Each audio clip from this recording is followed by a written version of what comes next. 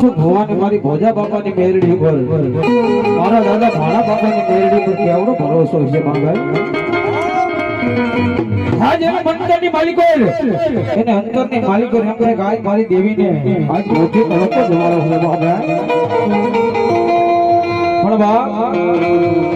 દેવીની કેને ખબર હોય અલ્પેશભાઈ કે જેને ખરેખર ઘરની માલિકો દુબળપણું હોય ને બાપ જેને દુબળપણું હોય જેને દેવી આગળ ભાવ હોય ને બાપ એને દેવીને જમાડવાના ભાવ જાગે બાપ પણ ઈ મારા મનસુખ ભુવાને મારી મેરડી કે હે મારા મનસુખિયા મારા દીકરા જગતના શોખની માલિકો કદા કામ જો